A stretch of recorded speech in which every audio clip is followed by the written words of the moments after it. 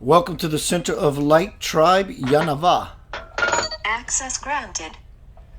Access granted. Access granted. What that means is everyone has the opportunity today, now, to get with a program that has been designed divinely, cosmically. For thousands of years, the story has been told.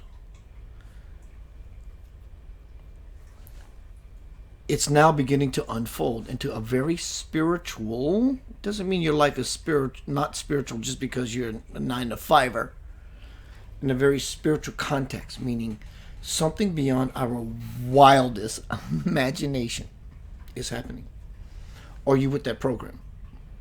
That's what this program is always about. Especially tonight, hanging out with my bro ham sandwich, Mr. Brian D. Hardin. Tonight's interview is titled Challenge. Brian wants to challenge all of us to do better. Better meaning food, exercise, vision. How big is your vision capacity? All these different ways of seeing and being in the world differently and coming to a space of resolution. And Brian is trying my nerves. God, he is. He's wrestling with his mic. He's creaking his chair. So let me tell you a little bit about my bro, Brian. Let me find his resume. I'm looking for it. Give me one moment. There are always, so Brian says, there are always new ways to challenge ourselves to grow, strengthen, and evolve in mind, body, and spirit. Morning and evening habits to raise our frequency. Feel more love and tune ourselves for success. Let me grab these links real quick before I bring my bro onto the airwaves. Mitch Marie, I want to acknowledge everybody real quick before I bring Brian on. Cliffhanger, right? Donnie Kirby's in the house.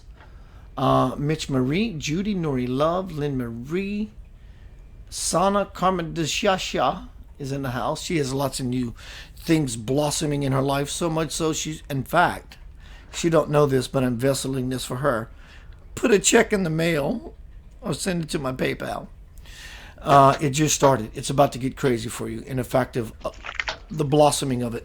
Jeff Miller, my old guitar childhood friend. Yeah.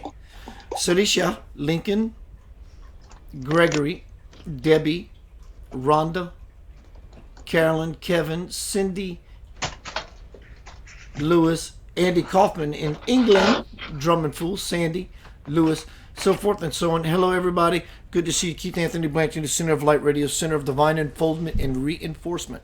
Strapping all my brother and sister astral knots as I bring Brian Hardin onto the show.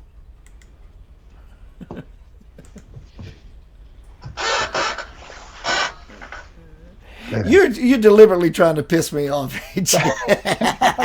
Sky Acid, bro, hit that mute button, and I knew you I were actually going do have to. a mute button on my little mic here. And I knew you were going to defy the law of gravity. How you doing, my bro?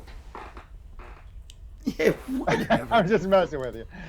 I've been doing great. You look good. The hair's gray. The shirt is purple. Oh yeah, I've the got the gray salt hair. lamp is rocking. Your background looks great. How you doing, brother? Well, gray hair comes with age, and more and more, I'm starting to look like Greg Braden with this five finger. He should be so lucky. Yeah. I'll be wearing a hat soon. Don't worry. How you doing, buddy? Things are I'm okay. doing great. So yesterday I took an incredible walk. I've been doing these walks. This is about a 7-mile walk up a mountain to the top, and I didn't even know it existed in that level. That this height above LA, overlooking the ocean and overlooking the entire valley. It was just astounding for me. And I'm going to start doing that more often, at least once a week. I'm going to challenge myself to go higher, faster, sweat more, breathe more. And last year was the worst year of my life. And this coming year is becoming the greatest year of my life because I'm making the choice. And you and I talk real simply, all this, all the details of life can get really complicated, but if you just put it back into yum or yuck, what makes you feel good, what makes you feel bad, and do more of the what makes you feel good, Brian, then, if you would, you know, you were talking about. Let's right off the bat yeah. give your closing statement. So now it's your opening statement. Oh, Do yeah. this more, do that more, do this more, do that more. Oh, yeah. Because I think it's going to What I set a often beautiful say is, platform for everything to sit very nicely as you and I hang out. well, the guy I took a walk with yesterday, he reminded me that what I told him at first was um, to literally question everything. And that's partly back to the yum and yuck. Question everything, because if you're comfortable, if you're complacent, you just get fatter and older, and you let things go, and you sit there and watch TV, and you make these really bad habits. The habits don't challenge you, And when you were a little kid with your eyes wide open, seeing something for the first time, things were exciting, And so you didn't have everything figured out. You were instead enthralled with all the exciting new things you were bringing in. Well, as we get older, we just shut all that off because, oh, I've done that before. And you go to work the same way and come back the same way. And so what happens is we make these habits and patterns that are actually detrimental to our own health and our own happiness. And so instead of being yum, you're like, I'm okay. And then you eat bad, and then your health gets worse and worse, and your habits get worse and worse, and lazier. You walk less, and you get more and more unhappy. And at some point, you find yourself in a rut. So the first thing was question everything, because I find when I question everything, I question my own habits, I question my own happiness, and how can I raise my frequency to more happiness, to more yum, to more joy? And then how can I share that joy with others is really the big deal. So I question everything is the first thing. Fear nothing was the second thing, because fear is the opposite of love. And or the other way around. Fear is the opposite of love. And so if you want to be in love and share your gifts, you can't be in fear of being big, or of giving too much, or losing stuff, or whatever. Question everything, fear nothing, and then here are the ones that I always tell you: laugh more. And so that I've been doing that in my morning routine. I've been smiling more, and so I wake up like a little puppy and I just smile, even when I have nothing to smile about. And what happens is my chest unravels. My breathing changes. I start to relax. And instead of my monkey mind chattering, thinking of all those millions of things that I have to do today, and things I didn't do yesterday, and all the problems I have, I just go into joy. I go into happiness. And what happens is in that mode, all those heavies, all those stressful things start flying off me. And then I get to really focus on things that matter. Whenever I'm in joy, I follow my bliss, I follow my joy, and some of those little nagging things in your monkey mind don't take precedent anymore. They actually fade away, and then you do what's really important to actually grow and evolve. Brian, would you Yeah. say that very simple idea in motion is what creates spiritual enlightenment and liberation? Because you went from, I'm just going to wake up today. I don't have a reason to smile, but I'm going to do that. And immediately you begin to shift as you just like a gradation into the zone until you finally settle. When you finally settle, you're in this place that is so joyful that it never would have come about if you not thought about actually shifting. So for now, that would be a makeshift or make do enlightenment. One step on the pole, on the Jacob's ladder, as we all ascend to enlightenment, because that's such a monumental thing that I'm just going to start smiling, and it puts me in this place, and that becomes a default. Yeah, that's your new habit, and it's contagious too, because as I've made that more and more my habit recently, I actually wake up and I'm just doing it naturally, and I'm walking around I'm walking around the grocery store and I'm smiling, and then I'll look up and someone's smiling back at me, and I smile even more. It's all contagious, and I don't even realize I'm smiling anymore. The same thing with the frown. You can make that horrible face your habit. It actually takes less muscles to sit here and smile than it does to frown. And so the trick is making the smiling the habit. I always say laugh more, worry less, love all, and do it with gratitude for everything and everybody. So that's the beginning. Question everything, fear nothing, laugh more, worry less, love all, and do it with gratitude for everything. And so I say, everyone, thank you very much for joining Center of Light. Good night. There's nothing Good else. night. I We're mean, good. what a very simple, beyond powerful template to create a disposition within oneself to be so congruent with something that in its very design and very essence is simple in and of itself. It's just this way of carrying yourself. It's not all this nonsense. It's not all this doing, and doing is great. Effort on the hands is better than prayer on the lips. And I get all that. But it's just a way of being so simple and just so quiet. One of my favorite new things I found on Facebook in the stream, someone says, "Walk gently upon the earth." And I had this discussion with my son today about that. He says, I said, "Do you understand that?" And he didn't get the angle from where it was coming. And I explained. He said, "Oh yeah, what it means is it doesn't mean that you walk on the earth soft because you're trying to be soft. It's about your softness as a nature of a being. You walk soft. You don't mean harm. You live in reverence and you live in appreciation. So you're walking soft and you're not stomping your feet basically, even in the other direction, because you're just piss and vinegar mad. You're just not stomping because you get it."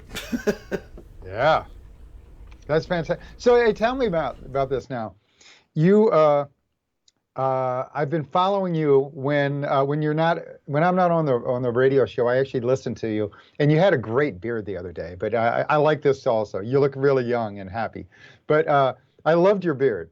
But now I understand your son is actually hanging with you now more often. And so, how's that all working out for both of you? Is he teaching you a lot? It doesn't stop. Literally. And because it's taxing because it means I have to effort to understand him fully on any level of language, be it a behavior, words, a this, a that, whatever it is that is the expression of he. It requires me to learn that way, and it doesn't stop.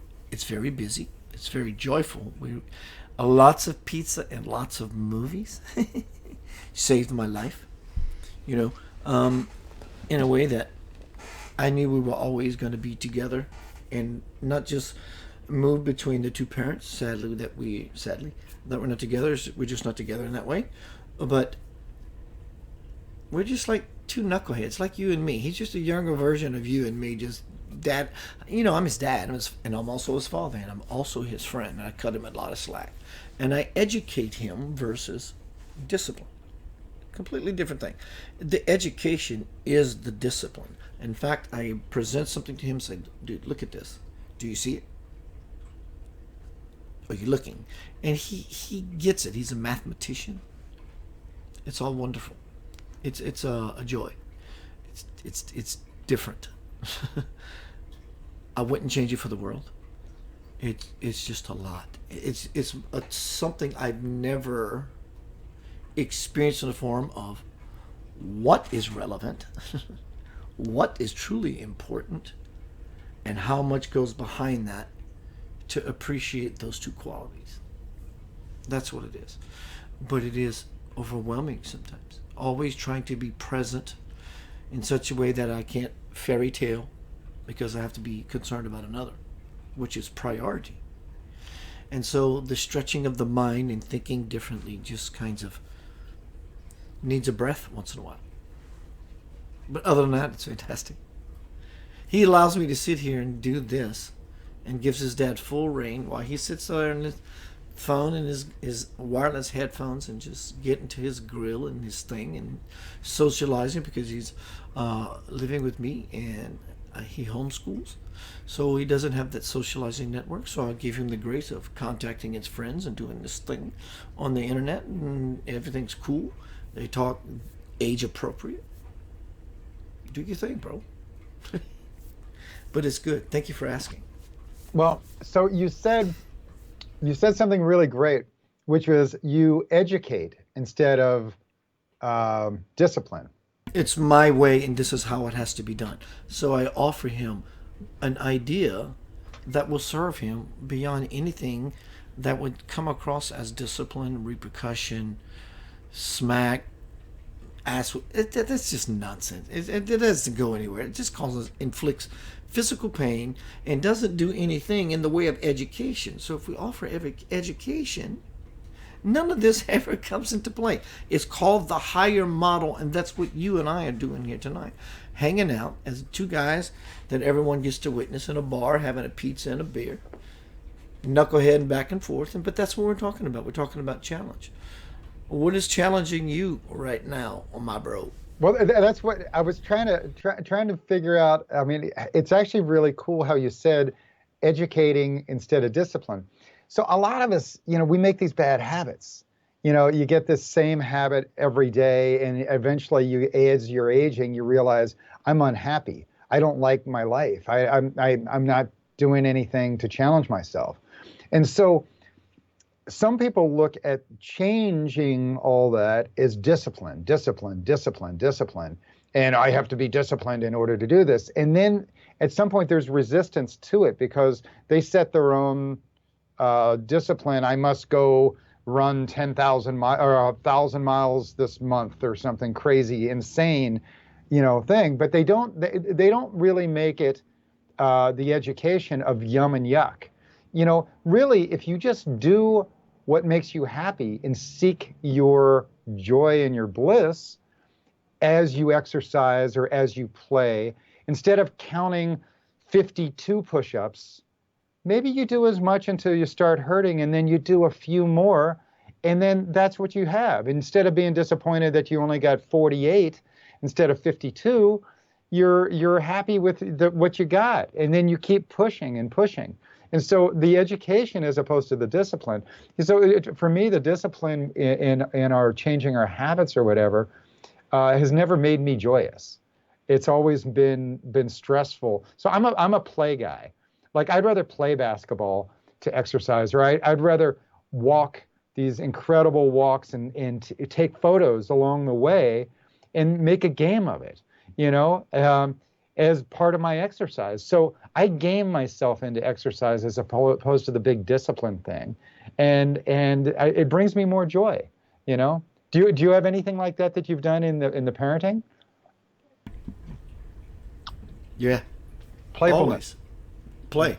In fact, the reason we have to be childlike to enter the kingdom, childlike is all, there's no escape from it. Childlike is playfulness. That's what childlike is, playfulness. Another word is interchangeable. You can't escape it. It's called innocence. So if we're ever to be a part of that innocent, infinite divinity, we have to always be playful. Even being pissed off, be playful. I mean, come from a place of conscious anger. If you're going to be angry, say, I'm going to be upset. I'm going to vent. And I'm going to let this person know exactly how I feel. It's not about you. It's about me venting, and you just happen to be here. It serves a purpose of healing. It's a catalyst for venting. Yeah. When I look at the whole of all of us, I often try to break things down to the physical, the body, the mental, the mind, and then the spirit. And I've noticed, and this goes on in business, in relationships, in friendships, and certainly in parenting, that we often do things first from a physical point of view, and then from a mental point of view, and then from a spiritual point of view, when it's actually the opposite in the way your approach might be. So whenever I was a kid, I remember, my parents hitting my hand and saying, "Don't hit." And they'd scold me and say, "Don't hit." And so they're hitting me and telling me don't hit, which made no sense to me. And whatever I did to get hits or to be a bad boy or whatever it was, what I really would have rather had would have been some mental stuff, some why don't I hit? What's wrong, or what's wrong with what's going on, and have it explained to me mentally. But really, what probably was going on that I would have preferred first, beyond the mental or the physical, would have been the spiritual. The reason I might have been hitting or acting out or being a bad boy or whatever it was to get the attention I was trying to get might have been that I needed attention. And what I really needed might have been a hug. I might have needed listened to or cared for. So I was acting out like a little baby, wah, trying to get attention, and acted out in a bad way. And instead, the parenting came back at me in a way that wasn't what I was truly seeking. What I really wanted was a hug and attention and love, or at least listen to and talk to. But instead, what I got was hit back, And so our approach can be first spiritual, then mental, and then physical. So, I know very well that some people actually will not respond to the spiritual. They don't want the hug. And all they want to do with their mind is an argument. And really what they want is punched in the face or whatever it is, But in my circle of friends, it's gotten much more rare that I ever run into anybody that doesn't listen to the spiritual first. I've surrounded myself with better quality of people that actually do listen to the spirit, do listen to the mind then, and then eventually the body gets it. And so our approach can be the opposite of the usual, Do you have any of that? I see it a lot in my life, not necessarily for me, but as I look out in the world, Brian, actually, no holds barred, it seems like part of the human condition, part of the infrastructure that's been infected. Infected, I'm not going to cushion my words. Fuck all the quoting and me trying to be Mr. Perfect. The system has been affected. It's been infected by an alien creature. It can be aliens in the sky. It can be aliens on a planet. It can be aliens that came out of the ground because some archaeologists undug something too. I don't care what that thing is, but that thing is not normal. And that thing has taken over the consciousness, the collective consciousness of all that is good for so long, and prophecy is now beginning to turn over within itself, and the gate is opening it up, and all this drama. We all love a good play. We go to a movie and we stand up, and frivolity, we clap for those and all that stuff. But it's very real when you're in the snake den. So this is, to me, what is happening in the world now, and I love that you're bringing things back to basics, which is go back to the self, the challenge. The challenge of being your absolute full potential. People say, Keith, how do you explain God? You can't explain God. Your best attempt of using these exact words: the space where my absolute full potential exists. There's nothing else. That is the goal for every spiritual seeker: Christian, Buddhist, Muslim, Islamic, Hindi.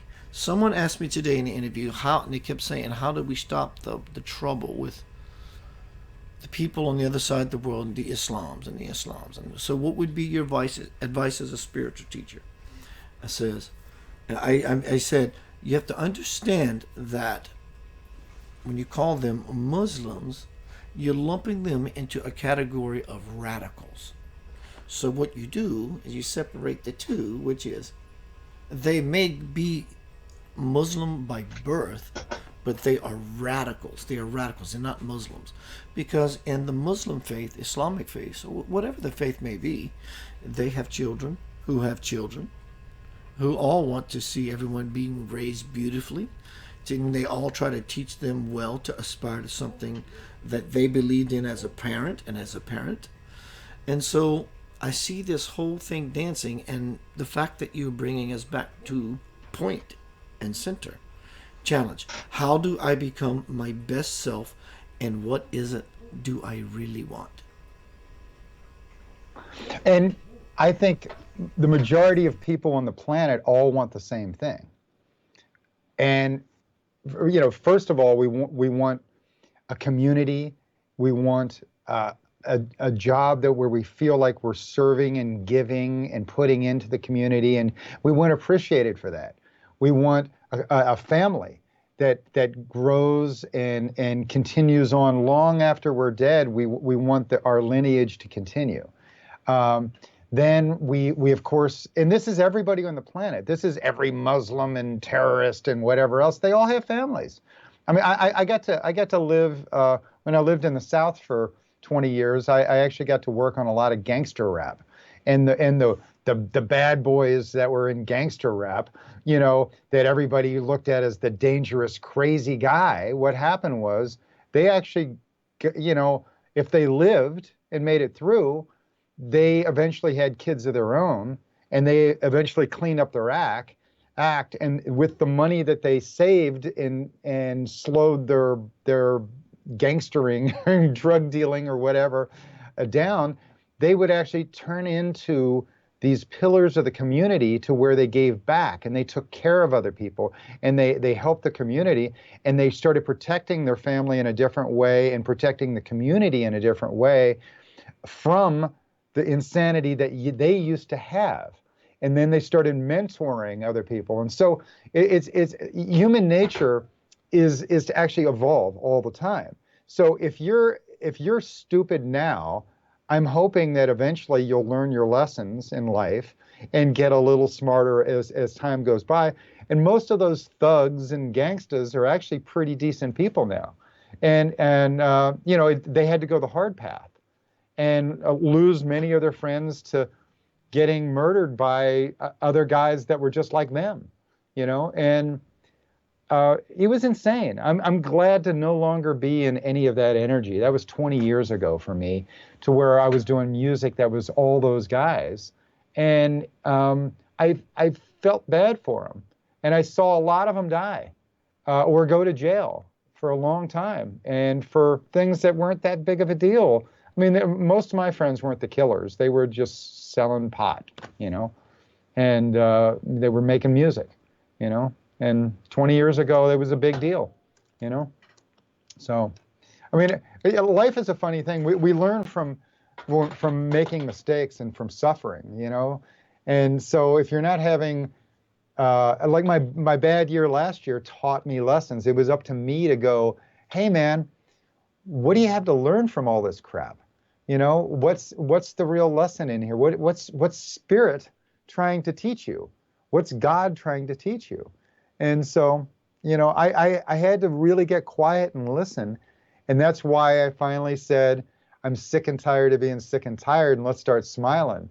Let's start living life better, and let's start going back to the things that do make me happy. So I'm exercising more, I'm thinking more, I'm reading more, I'm writing more, I'm sharing more, and I'm much, much happier because it's my choice to be happy, I can tell you right now, as I'm watching you, mm-hmm. I see this glow, I see this smile, but I don't see you smiling because I'm talking about happy, so let me play the role of being happy. Mm-hmm. I see you genuinely talking to me from that place, and your teeth are open and your mouth in this disposition, you're leaning into the camera like, take me in, I'm not reserved. I'm watching all this. Your background looks great, the soft lamp, your shirt, man, you look good, bro. I'm serious. Seriously. Seriously, dude, I'm serious because of what we're talking about, the challenge. I think you made a shift recently. Not because I've watched you, I can see it. I was going to tell you that with the beard. From the other night, you look so handsome with the big beard, but you also look handsome this way. But it was a beautifully full beard. And I was so impressed with who you were, and I was waiting for tonight to tell you how great the beard looked, and how your energy, your calm, and your voice was just coming from this place of authenticity, There was nothing forced behind it. It was Mm, real. And I was really, I so accept that. hats off to you too. Thanks, man. I accept that. Yeah. Thank you. Yeah. So, when you were talking about God earlier, um, defining God, I actually, for probably 10 years, up until just a couple months ago, Facebook finally took it from me. I don't know why, but I was God on Facebook. God, God. I was God on Facebook. And I actually wrote goodness, G, goodness overcomes O, dysfunction. Goodness overcomes dysfunction. And it's just whatever you consider good to be, that's God, and it's within you. And most of us, were raised with some version of God that's external from us. God's up in the clouds, or he's out there, and it's a he instead of a we or a she. It's and it's a persona, up in the clouds, and so it keeps us separated from God. And yet, as I've learned and studied all the world's religions and so on, I realize that God is right here. God is inside. Your relationship to God is just to quiet down your monkey mind chatter and listen and see what you hear, and you'll be nudged and guided where you need to go, right? And I mean, all the challenges are there. In every crisis or challenge is God saying, I believe in you, and I know you can handle this next lesson. And the lessons come by you, how you deal with the challenges. Basically, we don't have any control over what's going to happen to us, but we have control over how we respond to things.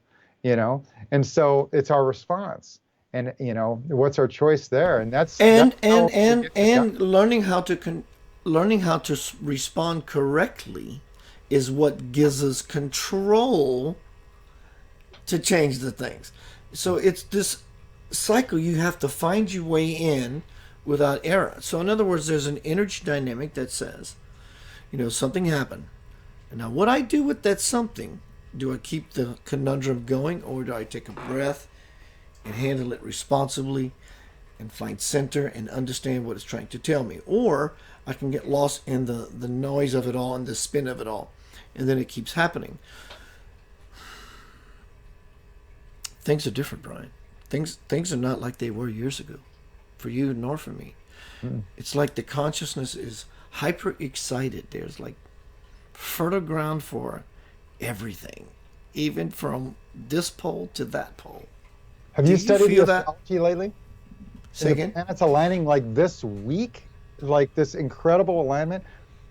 So, you talked about earlier prophecy. I In 2005, I started really studying prophecy with this guy named Carl Kalaman and another guy named Ian Lungold. Ian Lungold, Carl Kalaman. Look those up and they'll blow your mind on what they knew about the Mayan calendar information. And so it was 2005. In 2006, I started traveling with the Hopi Indians down, carrying water from around the world and doing all these spiritual things. And I was gearing up for this 2012 coming up, and it was 6 years away, 4 years away, 2 years away. As it kept getting closer and closer, I kept learning more and more, and I had better, awesome friends, including the leader of the Mayans, the Mayan high priest, and the Hopi prophecy carrier. And so I got to do interviews with them, and here's what they were all saying with the prophecy. It's not the end of the world. It's the end of the world as we know it. It's that we're going to have a new creation, a new beginning. And so then my astrologers friends around them that were doing everything from, the regular astrology that we're kind of used to Vedic astrology and so on, they were all saying 2012 is a big deal. Kinda. But something's off on the horizon 8 years from now, meaning 2020, that's even bigger than what the changes were of 2012. So if you just type in astrology on YouTube and just start following one of the wise astrology people, they'll blow your mind with what's going on for everybody.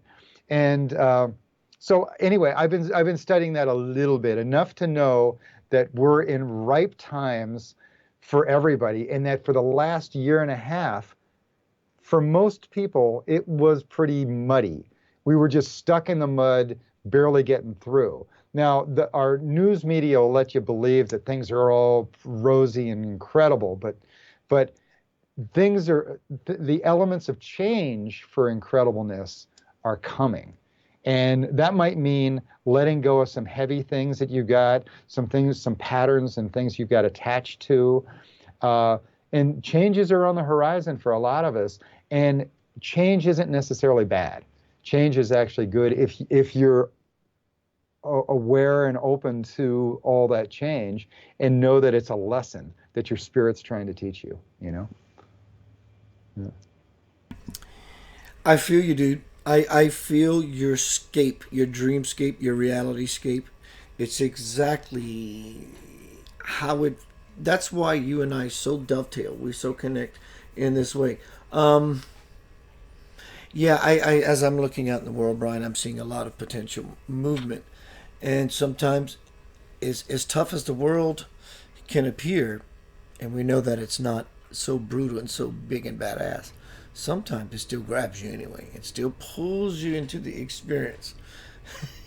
So, as a challenge tonight, we're talking about challenge. How do you challenge yourself to be full out? Well, we talk about manifestation. We talk about manifestation all the time. And so with manifestation, most people have it wrong.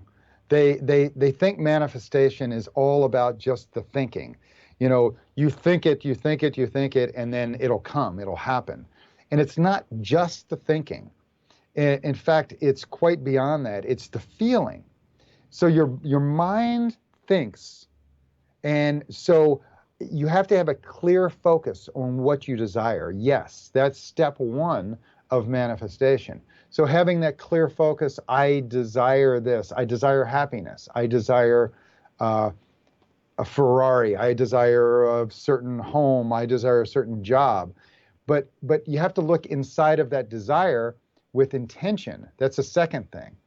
Desire intention. And the intention is, why do you need that? What's the happiness bring? Well, are you going to share the happiness? Are you going to share, like, what's behind just the thought? So desire is the first thing with manifestation. The second thing would be intention. And the third thing is will. You've got to will it to happen. You can't just sit on the couch wishing you'd have a Ferrari and not do anything about it, and the Ferrari is just going to show up for you.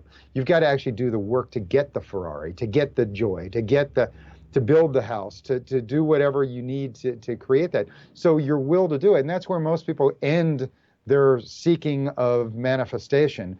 They do it, oh, I think I want a Ferrari, and then they just sit on the couch and do nothing. And their intention isn't even any good. So you've got to have clear intention.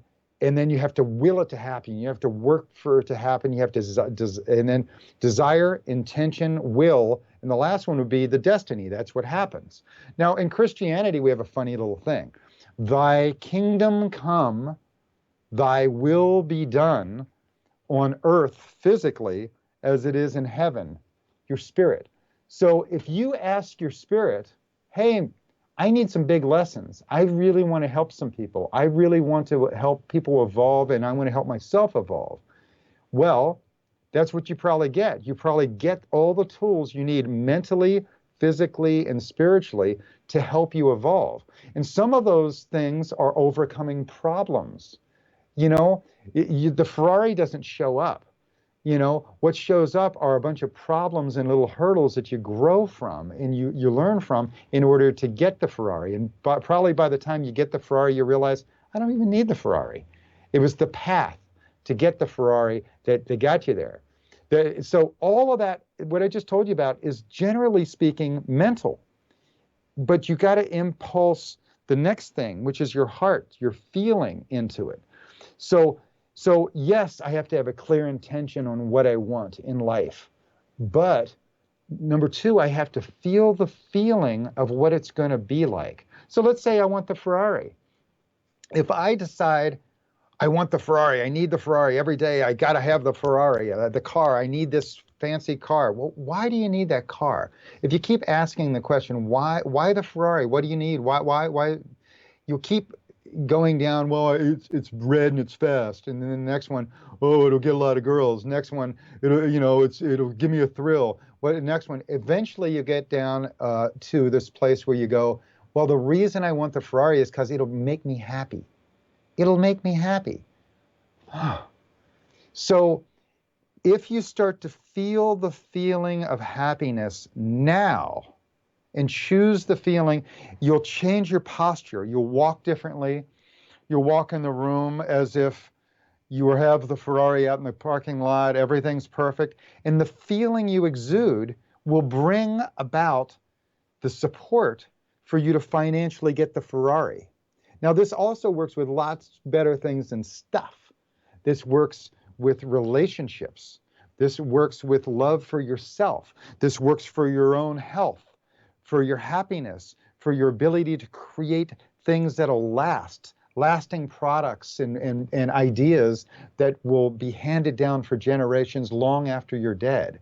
And so you can start to envision and create and manifest things on a higher level if you, first of all, do it from the thought, then you do it from the feeling. So your mind thinks, your body feels, and the third part of that is your spirit. What's that do? That's the belief. Think, feel, believe. Think, feel, believe. Now check it out. Think, feel, believe goes in one direction, but it also can go the opposite direction to where what you think will change what you believe and then what you feel. And you can spin yourself in the opposite direction to where you're sure you're doomed. You're sure things are horrible. You're certain, and you live in fear, So you can spiral it up or you can spiral it down, and it's your choice, yum or yuck. And so it's whichever way you choose to spiral that up. So I choose to manifest from thinking and feeling and then belief. And then the belief changes my thinking, and that changes my feeling, and it keeps cycling up and up and up. And so it's not that difficult. I mean, I'll draw out a little graph for you if you'd like. It's actually quite simple when you see it. In fact, you know what? I think I have it right here. I drew this 20 years ago. I was doing work with like, I don't know if you can see all this. This is kind of a crazy mess of details of stuff. But over here's a chart in this one book and I put the all-seeing eye here at one point because, it's way too bright. You can't really see it. But it's thinking, feeling, and believing. And so what's part of that is, in Christianity, you talk about Father, Son, and Holy Spirit. Well, the Father's the mind. He's the mind. And the Son is Jesus. That's the body. And the Holy Spirit, at church they go, the Father, Son, and the Holy Spirit. And they just kind of wisp over the Holy Spirit. But the Spirit is the thing. That's your connection to God. That's out there. And that's in all. And when you connect to all and realize I am one with all, and God's in here and it's out there, it's not a guy up in the clouds. God is in everything. God's in the problems you have. God's in all the triumphs you have. So everything you do that's fantastic, that's God helping you out and teaching you some lessons from joy and fantastic stuff. And whenever you have a problem, that's God trying to teach you lessons from like a place of overcoming. I am certain you can handle this. You can overcome this, and you're going to learn some great lessons. And your spirit actually asks for those lessons. So I got to die when I was 16. I got to go to this place most people would consider heaven. Hang on, you said I got to die when I was. That sounds like 16. That's a perk. Like, oh yeah, I'm one of the lucky ones. Well, I'd recommend if anybody has a chance to die and come back, you should do it. It's a fantastic opportunity. It's the greatest thing that ever happened. It was the greatest day of my life. I learned so much from that. And here's what I learned. So here, when I died, let me see if I can go through it quickly. I came out of my body. I saw my body on the operating table from above. I went into this, beyond this earth, into this little place where I reviewed my life. And I reviewed all the great things that happened in my life and all the horrible things that happened to me. And just like I just said, When you and said you reviewed, I don't mean to interrupt. I want you to keep going, please. But I want to extract that little I reviewed it. fish and lure. Was that reviewing a seeing? Was it a Oh, hearing? I Was could it see all everything, hear pervasive? everything. It was all just encompassing. I was reliving every little great thing that happened to me and every horrible thing that happened to me. And the same general question. Now, it wasn't spoken in English, but it was basically this question of like, did you learn your lesson? So everything great that happened to me that I got to see and experience again is like, did I learn my lesson? I was just, 16-year-old kid. I don't, when I was dying, it didn't make a lot of sense to me. But then I would have a horrible experience that would be reviewed again. And it was, did you learn your lesson? And so everything was a lesson. Every life experience that was memorable was a lesson. Okay, did I learn my lesson? So then I finally get done with all the lessons and realized I was 16, so there weren't that many, and I lived a pretty great life with a really great family and so on. So I finally get through with that review, and then all I have is this light at this end of the tunnel, this little light off in the distance. And I go floating towards this light, and eventually the light surrounds me. It's all around me. Everywhere it's whiteness. There's no floor, there's no ceiling, there's no clouds, there's no angels flying around. It's just me in this white energy. And in that space, I felt comfortable, I felt love, I felt no anxiety, no fear. It was just love. It felt like I was home. I was one with God at that moment. And there, I could tap into all thought of all time, of anybody, of any place. You could tap into it. You were one with God. It was like the Akashic records of all the world, of all lives were right there to tune into. And it wasn't like, some bearded white guy that looked like Santa Claus was there to greet me. And it was just this energy of love. And for me, that's what it was. And so I was in this energy of love, and I had this opportunity to see and know everything. And yet this question came to me, and it wasn't spoken in English or anything else. It was just this information came to me as a question, in the form of a question, which was, have I fulfilled my life's destiny? Have you fulfilled your life's destiny? I'm like, no, I'm 16 years old and a virgin. Put me back, And so I go flying back into this tunnel again, out of the white light. I review my life again. And I go through this incredible review. The review of like all the great things that happened to me, all the bad things. Did you learn your lesson? Did you learn your lesson? Did you learn your lesson? Finally get through with all those, and pop onto I'm on this recovery table, and I've got my eyes closed, and I slowly am starting to move again, like, oh, I'm in pain again. Oh, because I just got through this operation. And so I'm waking up, and it's a white room, an all white room, just like in the hospitals, all white room. And there's this guy that comes up to me, and he's wearing all white, and he walks up to me, and all I can see is this, my vision is just coming back. So it was blurred, and it come back, and I see this guy wearing all white, and he walks up to me, and I said, "Are you an angel?" And he goes, "No, I'm your nurse." And so, no, I'm your nurse. And so of course he gives me water. I need water. So he gives me water. I drink some water, and I recovered the next day. But I had all this incredible information. So the next morning I woke up with this great information.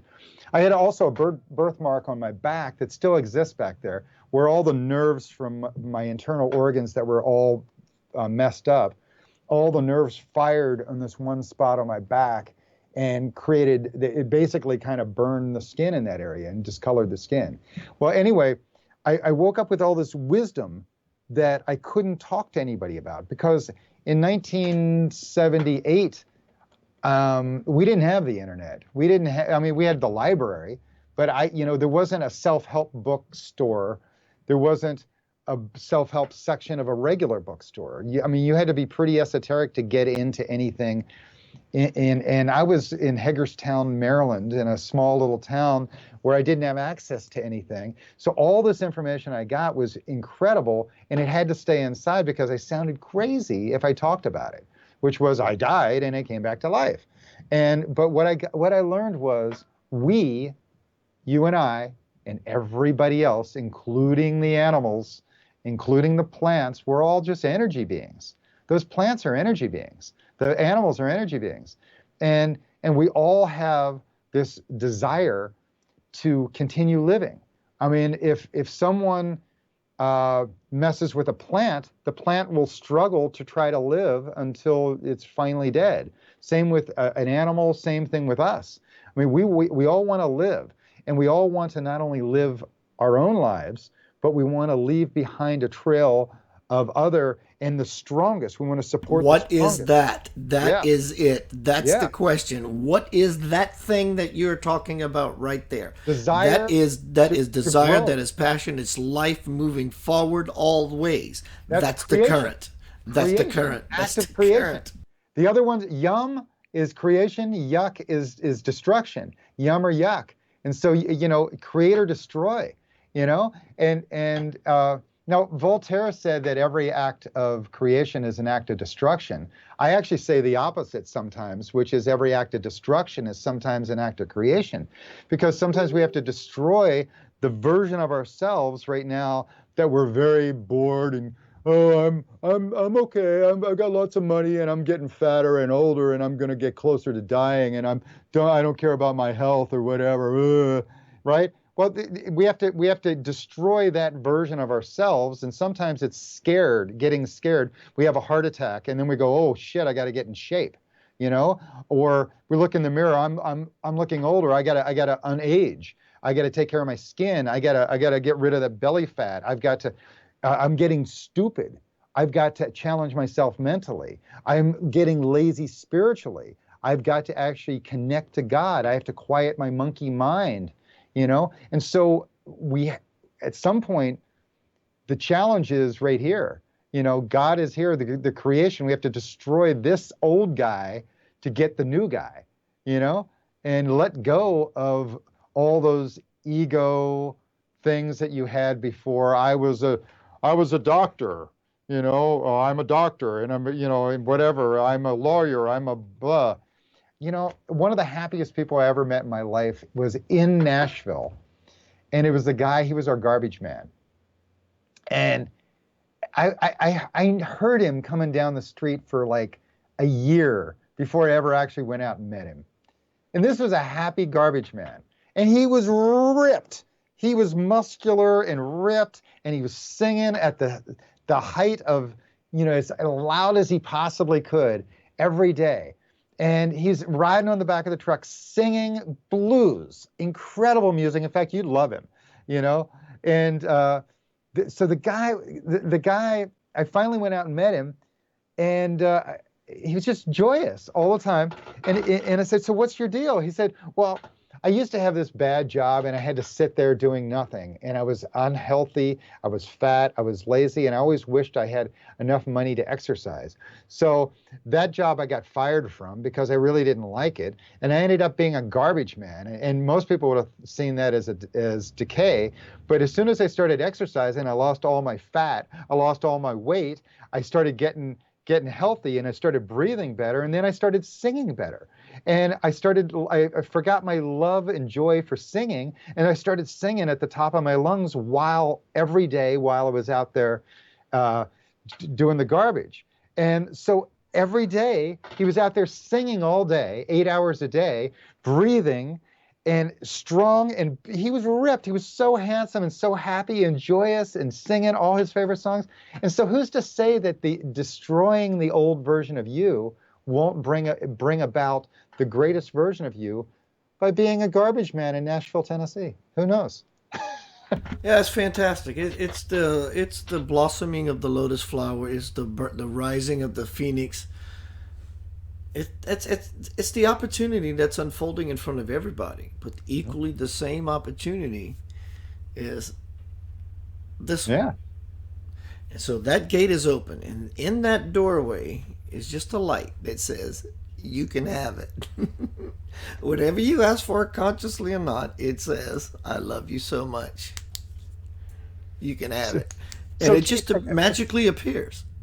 for you, do you have any good advice for us? Because I know the version when I met you looked similar to this version, but this version is really, really, really a lot more focused and fine-tuned and refined than the original version I met. So, do you have any tricks and tips for us on how you fine-tune things, how you quieted the monkey, how you got healthier mentally, physically, and spiritually? Do you have any tips? I play music for a living. I move equipment. I sing a lot. Even though I occasionally smoke, my diaphragm's always moving. I'm lugging stuff. I'm mentally focused. I'm passionate about what I do. So I play within a parameter and boundaries of being able to teeter totter and have a cushion of grace always to lean on. So I get to have double fun as a human being and a spiritual teacher. So I like tequila. I like having fun, but I understand the difference between being responsible and being stupid. All that being said, I live my life in absolute joy. I love what I do. I am so focused.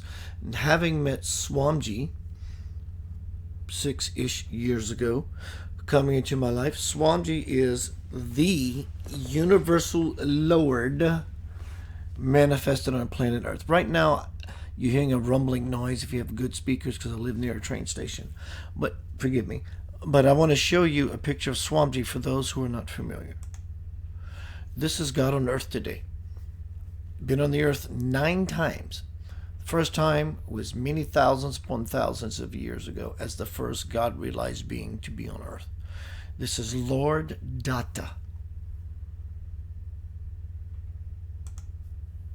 This incarnation is about unifying humanity. There is no fail.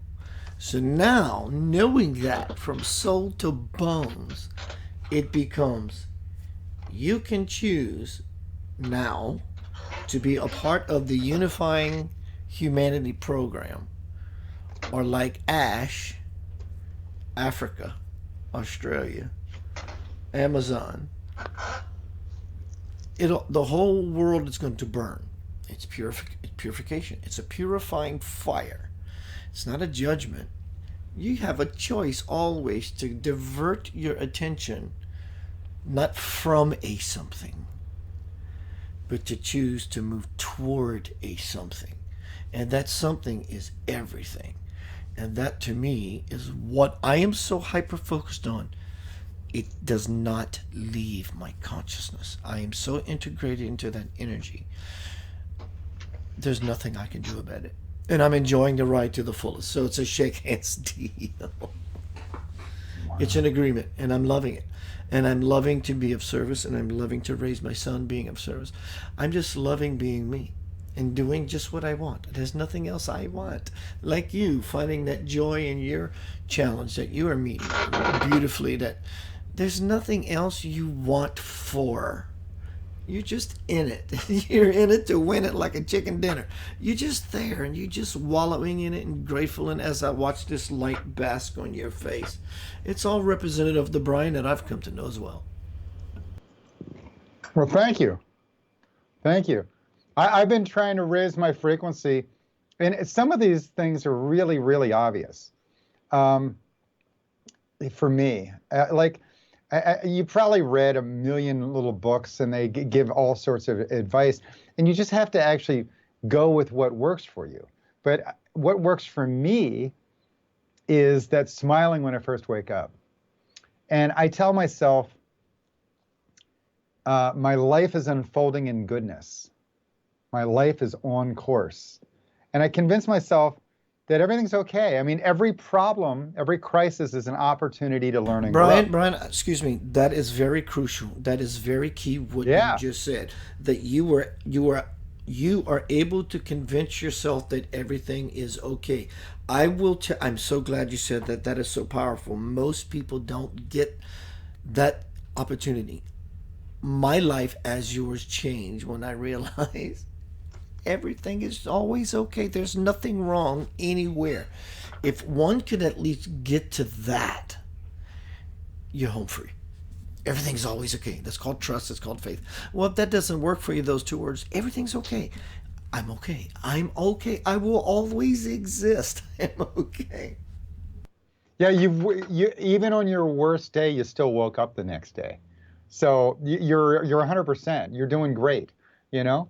And so that that mind talk of my life is unfolding in goodness, my life is on course. That even this off-road experience of all these problems were problems that I needed to learn and grow from. And then I can take that new wisdom that I grew from and share it with others. I mean, if you wanted to cure people of alcoholism, it actually helps if you were an alcoholic first. So the best teachers are the ones that actually went through the rocky road to get there, you know? So if you're having a rocky road right now, it might be because those are the lessons you need to help other people with that same experience, you know? And so I read this, here's what it is. My life is unfolding in goodness, my life is on course, but the other one is everything's perfect, even when it's not. You know, when things aren't perfect, but once you realize that it is perfect because it is a teacher, you know, and you have no control over what's happening to you, but you do have control over how you respond to it. And so the old way, remember I talked about the physical, then the mental, then the spiritual. Most of us attack our problems that way.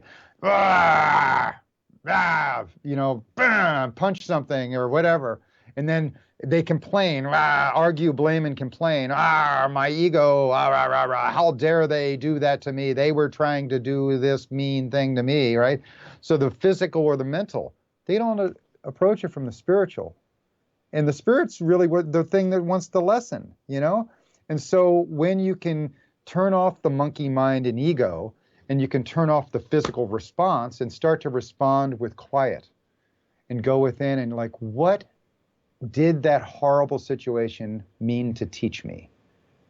Then your ego won't be so quick to respond, and your physical won't be so quick to respond.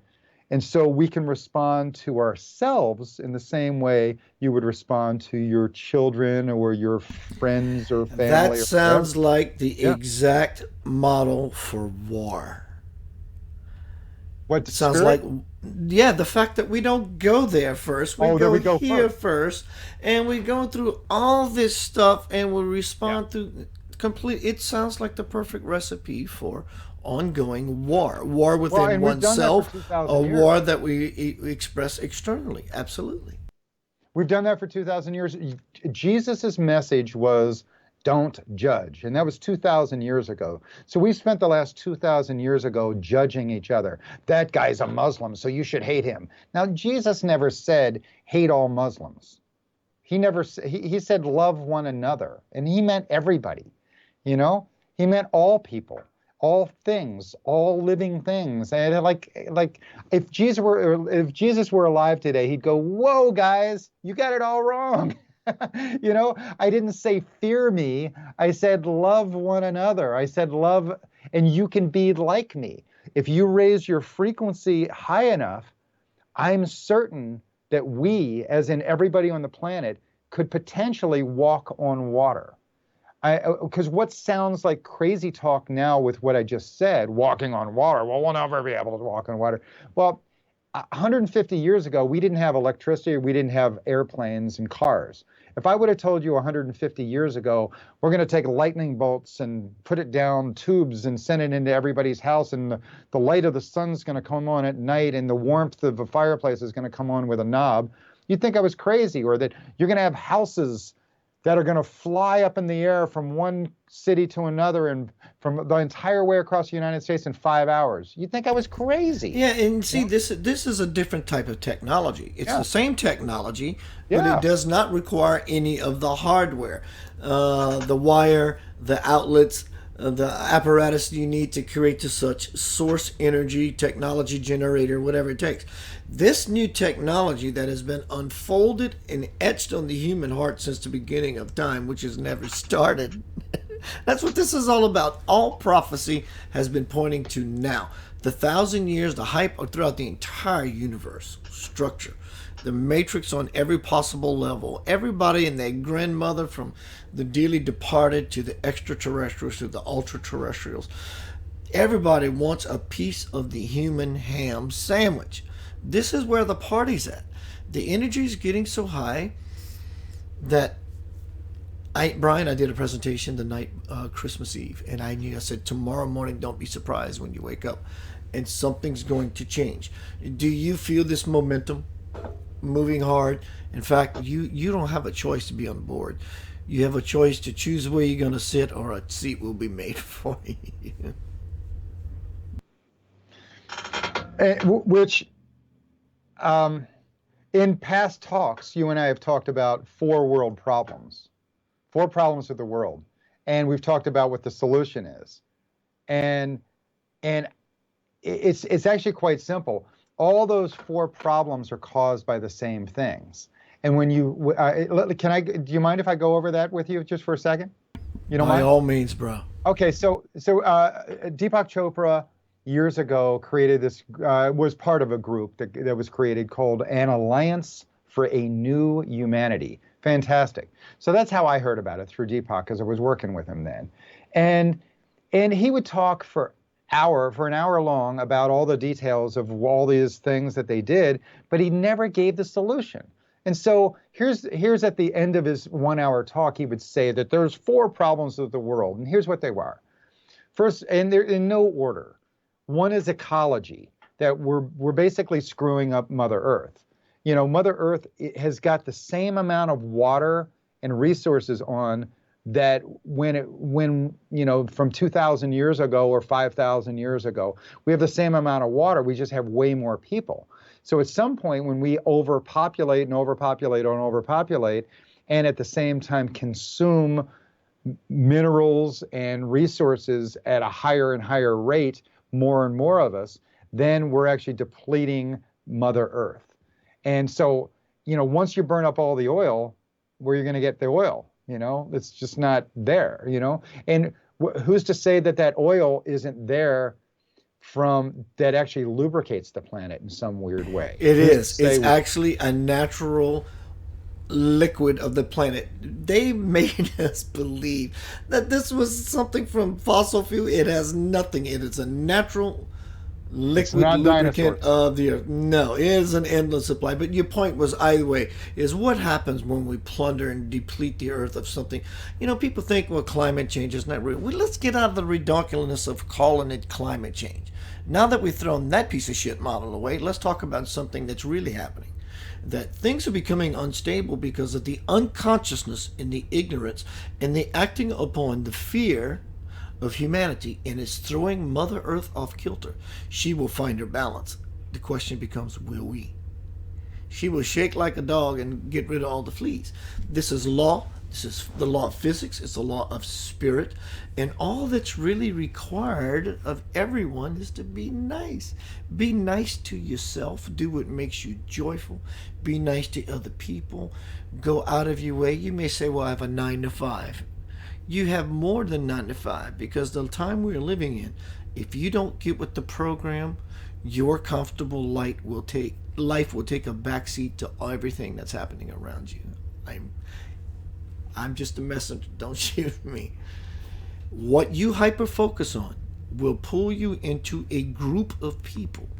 Things are starting to compartmentalize. It's always been that way. Birds of a feather flock together. But what's happening now, that we have the cosmic force really moving under our seat, the great divide, all with the intention of bringing about global unity, is going to happen. So we can choose to be a conscious participant, or we will be used as a pawn.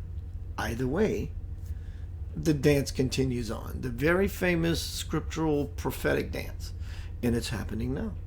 It truly is. I'm watching it unfold. And then even people who are being crushed by the system, I'm watching something beautiful unfold as a spiritual student, just watching this beautiful creation, pros and cons, all this thing just unfold. And we call this the dance of humanity, and how it serves me just to be an observer of it, but yet a conscious participant, that I can do my sadhana of way of giving back to the system. And you're doing the same, and I see people everywhere doing the same. Don't you see, as you look out and about, that the world is becoming a peaceful place? Oh yeah. So with ecology, we're just treating it like it's a unlimited resources, yet we have 7 or 8 billion people on the planet now. So we're treating ecology as if it's unlimited, and that we need more and more and more. Like our entire system, the system you're talking about, is built on consumption. You know, the capitalistic system. We need more stuff and make more stuff. And have you noticed that things that were made in the 50s and 60s still work today? An old vacuum or a fan still works today, or old record player. Yet the crap they make today, it will break within a year or two. How many cell phones have you had in the past 10 years? How many broken vacuum cleaners do you see? You know, it's like they planned obsolescence. So it's all part of this system that we have. All right. So let me go back over those four. I'll try to do it really quickly. Ecology is one.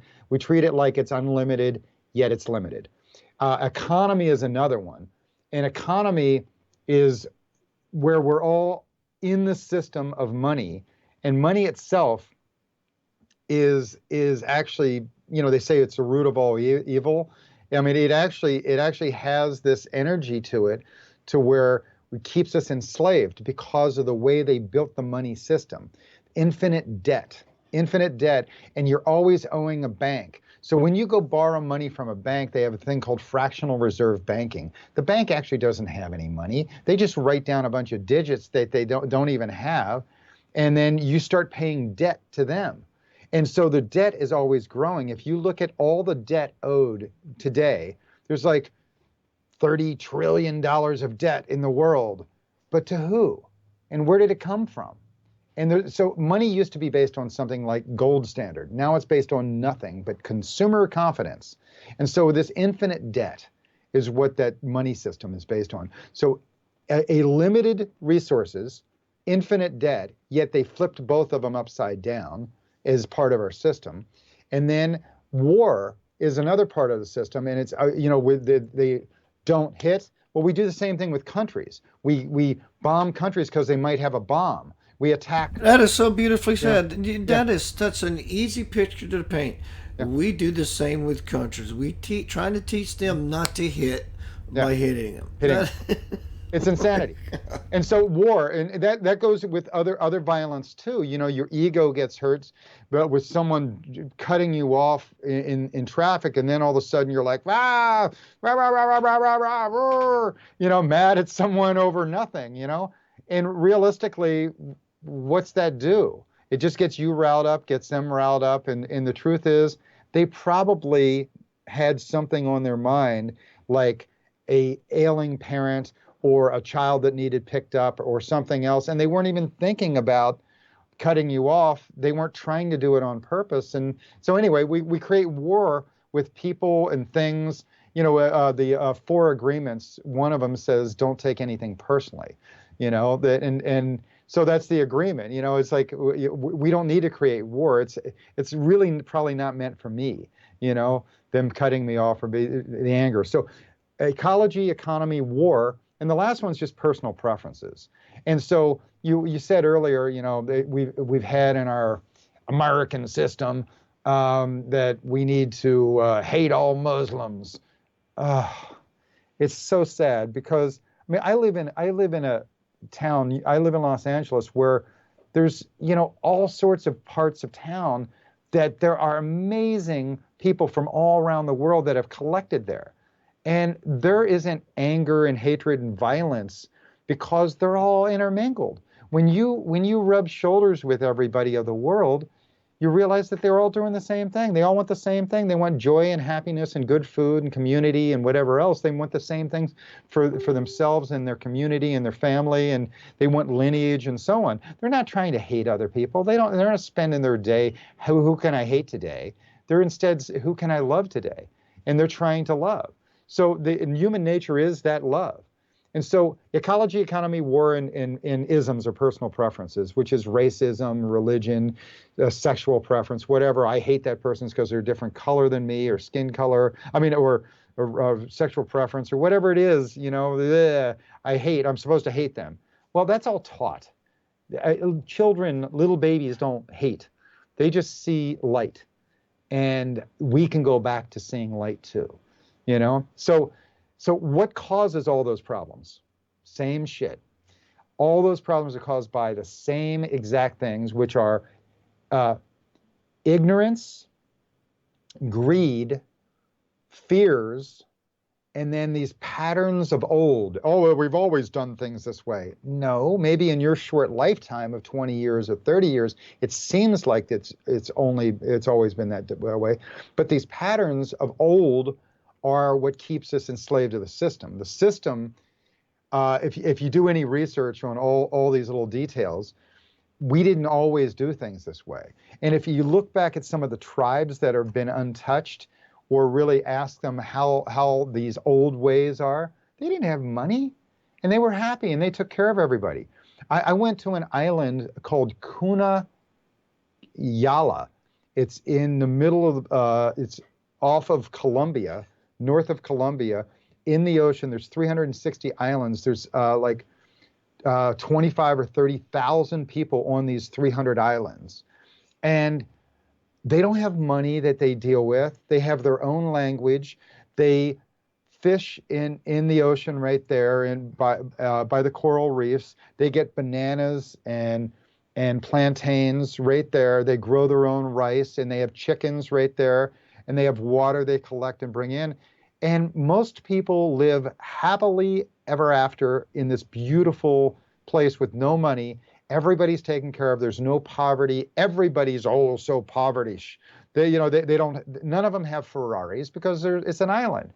They have these beautiful little boats that they hand make, and they're happy, and they have a community. Sign me up. Yeah, I slept better there than anywhere else. Oh, in a hammock outside, under the stars, and that's what I had. And when it was time to pee, you just pee right in this one little spot, and it wasn't like a bathroom. And to shower, you took a little bowl and you put it under this little water spigot, filled the bowl up, and then washed yourself off with it.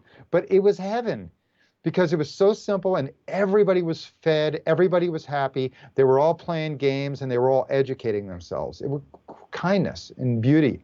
So anyway, ignorance, greed, fear, and the powers of old, these patterns of old. So what cures ignorance? What cures greed? What cures your fear?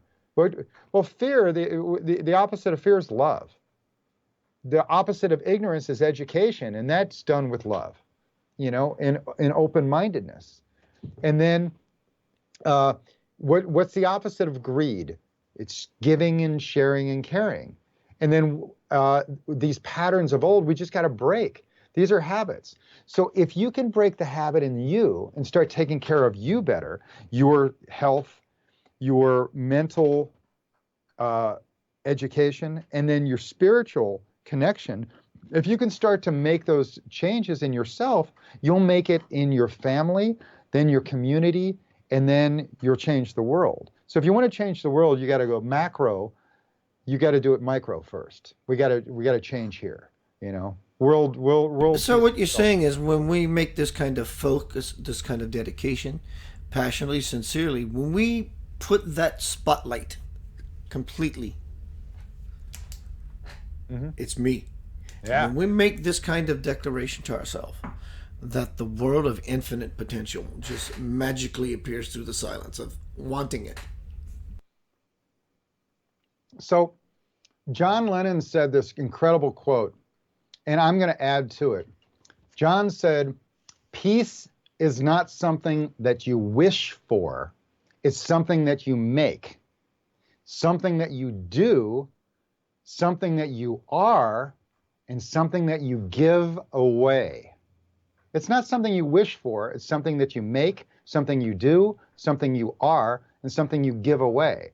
And what I say to add to it is not only peace is something you wish for, but love, God, compassion, joy.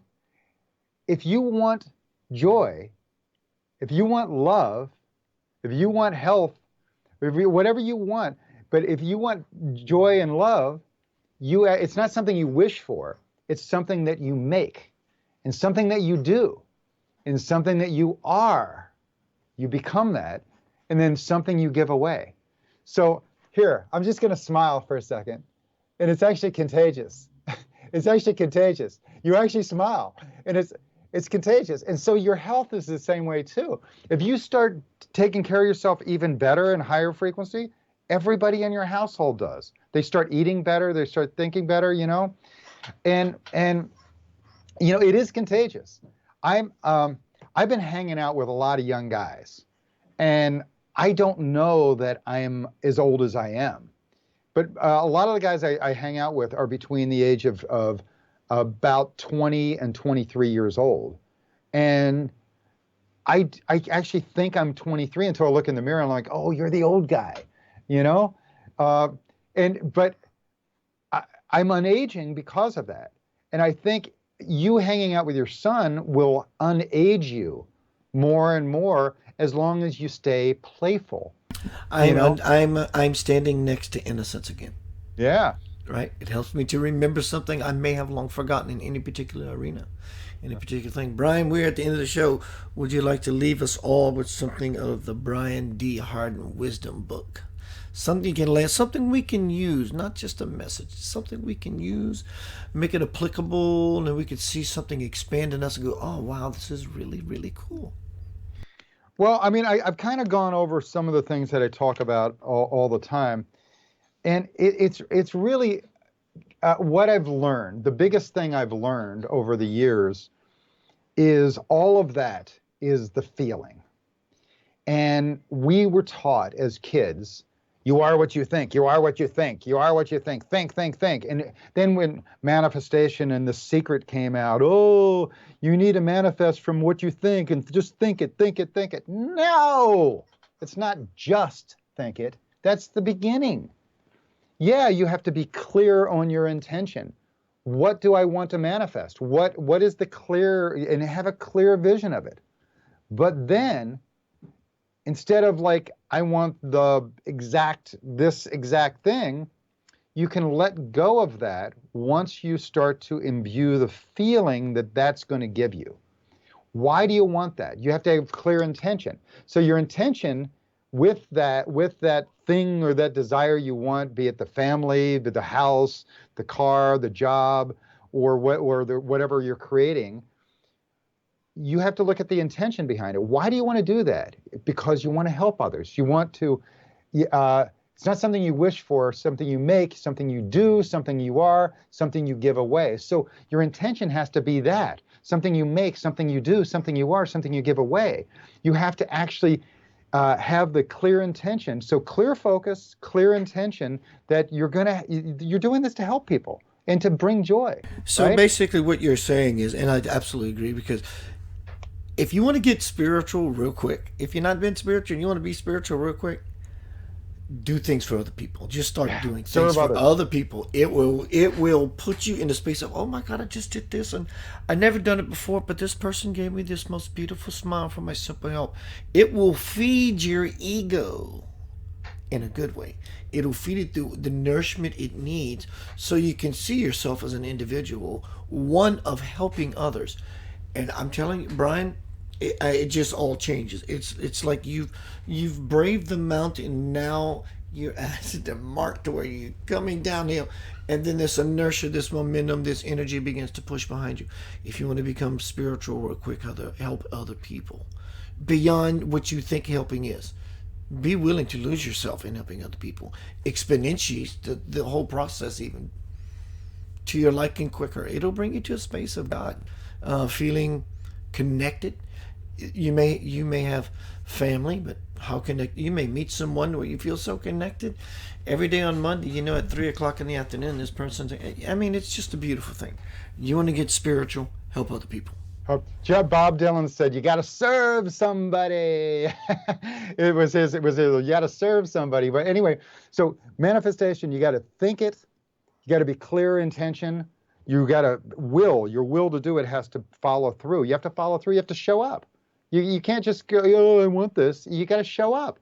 You got to follow through and learn all the lessons and take the bumps, And then you can create your own destiny. Thy kingdom come, thy will be done on earth as it is in heaven. But to do all of that, it's not just thinking.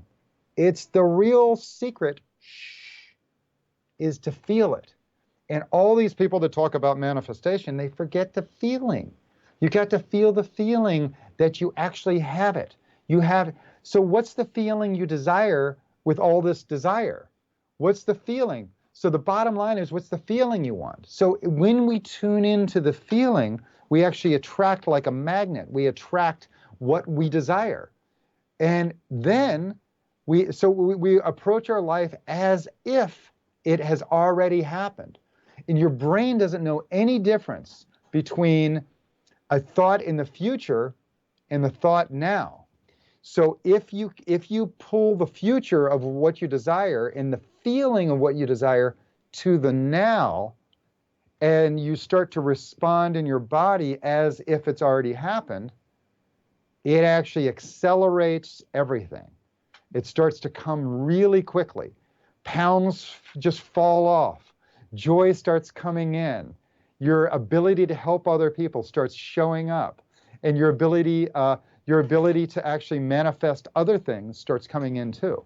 And so tune into that. Tune into what you're feeling, what your desire is of feeling, not of actual physical things, but of feeling. Desire the feeling. Feel the feeling. Brian, thank you for joining me, bro. There's a lot of powerful truth nuggets in here, spiritual nuggets. Hot wing sauce. Hot wing. Bro, I'm glad you're here. When are you coming out here? Man, when the doors open, I will walk. Okay. Well, my ground is rumbling right now. Anybody listen? Yeah. The maybe whole I have to come there. Bro, come on to Memphis if you want. Yeah, come to Memphis. We'll work it out. Yeah. Get you B&B. Come hang out. We'll take you to Beale Street, and who knows? Who knows? Right. You got any? I've been posting your website in here, newways.com. Yeah. KNEWWAYS.com. Yes. Oh, so here's what's up. Anybody who signs up to New Ways, I will start to invite you to challenge yourself higher. Now, you don't have to do all these things that I'm going to be doing, but I've been doing sit-ups, I've been doing push-ups, I've been doing some jumping jacks, taking some hikes, and if all you can do is 20 push-ups, well then do 20, and then the next week make the goal 25, and then 30, and then so on. And what'll happen is you'll start to feel different. You'll start to think different. Blood will start going, and read some pages. Start with reading the newspaper or read a magazine, and then you'll suddenly read a book. And then same thing, quiet your mind. Tune in to God. Tune in to God right here, and then suddenly you'll start to be guided in better places than just the same old way, the same old pattern. So I hope you're sick and tired of being sick and tired, and you'll join me on challenging yourself to be bigger. That's it. You sound just like me. You look just like me in a different way, bro. We are so on the same page. You and I connected immediately, didn't we? Thank you. Yeah. I've been knowing you, about 8 years now? I have no idea how you found me. No, about 5 or 6 years. I have no idea how you found me. Just one day you called up. Christy Reeves. Let's go. Christy Reeves. Oh yeah, fantastic. I love her. She's awesome. Oh, hey, actually, there is one tiny little thing I have to add to this. because I had the near-death experience and I got to go, one of the biggest lessons I had was to say yes. To say yes to everything. Literally say yes to everything. And so more and more in my life, I've said yes to everything, and that's gotten me into horrible trouble. But the horrible trouble it's gotten me is lessons. I've learned lessons like discernment and other things. But I generally am the yes guy. And what happens as we get older and older and older, we often say no to everything. Oh, it's because I know how to do things. This is the way it only works this way, this one way. It's like, oh God. So hanging out with the kids, I mean, every 20-year-old kid thinks they know everything. You know? And so it reminds me that I, at 56, don't even know anything, you know? And you know, so I'm learning too. And you learn by falling forward, and hopefully when you fall forward, you'll flip over on your back so you don't hurt too much. You can see the stars and get up, you know? And then keep doing it. Get up and do it again. It's not how many times you get knocked down, it's how many times you get up and just keep getting up. I think Walt Disney went bankrupt 30 times before he ever made it. Yeah. So yeah. go bankrupt. Something to that Go effect. big. Yeah. You know? Yeah. Brian, thank you for joining me. Keep me posted on what's happening with you, sir. All right. You look different. You don't look like the same man I met. Oh, That's it's all fact. the lighting. It's all Hollywood. It's just effects. Everyone, check out the links in the forum here. I've posted how you find Brian, more about what he is, what he does. My name is Keith Anthony Blanchard, host of Center of Light Radio. I will be seeing you. Peace, love. You live in the light already. Become conscious of where you are placed. Move with the flow, and guess what? Things begin to happen to you that are beyond what you've always known as possible, because you are living in an impossible state. And it's simply right here. Watch, check this out. This is me, and I do my thing. That's you. That's it. Peace, love, and live in the light. See you soon. I love you.